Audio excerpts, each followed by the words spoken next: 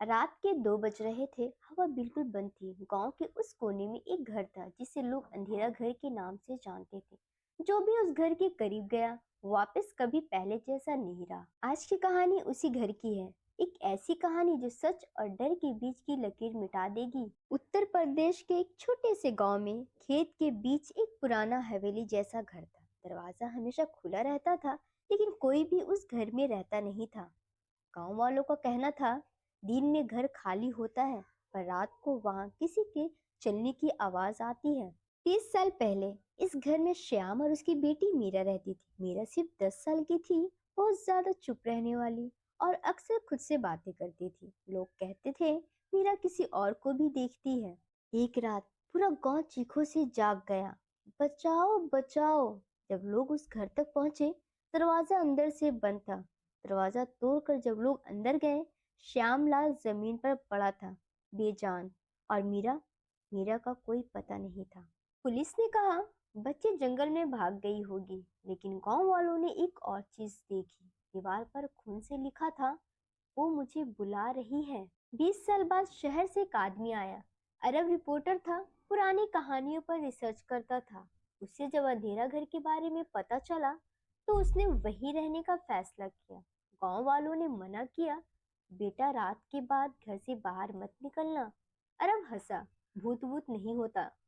उसी रात घर के ऊपर वाले कमरे में घुंघरू की हल्की आवाज आई।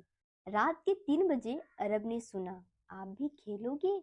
उसने दरवाजा खोला। सामने एक छोटी लड़की खड़ी थी, बिल्कुल मीरा जैसी। सफेद कपड़े, गंदी चोटी और आंखें बिल्कुल काली। अरब पीछे हटा और तब लड़की ने कहा, पापा भी ऐसे ही डर गए थे।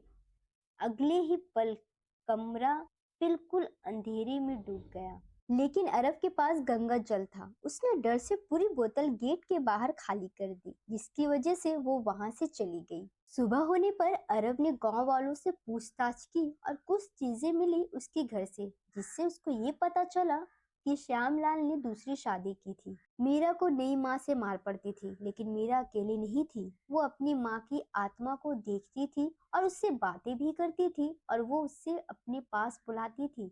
एक रात मीरा को ये बर्दाश्त नहीं हो पाया तो अपनी माँ के कहने पर वो कुआं में कूद गई और अपनी जान दे दी।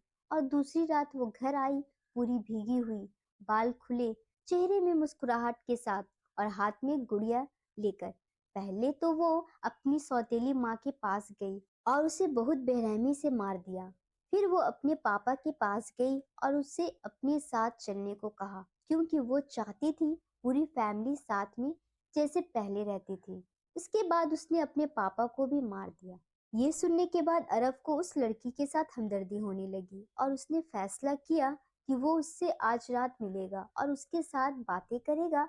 पर उसको ये नहीं पता था कि ये उसकी सबसे बड़ी गलती होने वाली है, क्योंकि मीरा को भी अरब पसंद आने लगा था और वो इसको भी अपने साथ ले जाना चाहती थी। अगले दिन गांव वाले आए। दरवाजा खुला था, अंदर अरब का कैमरा पड़ा था, रिकॉर्डिंग ऑन थी। कैमरे में सिर्फ एक चीज रिकॉर्ड हुई, अंकल अब आप मेरे साथ रहोगी ना? और आज भी रात के 3 बजे उस घर से बच्चे की हंसी आती है। याद रखना, कुछ घर खाली नहीं होते, बस जिंदा लोग कम पड़ जाते हैं। अगर आपको ये कहानी पसंद आई हो तो लाइक, शेयर और सब्सक्राइब जरूर करें, क्योंकि अगला वीडियो शायद आपके शहर की कहानी हो।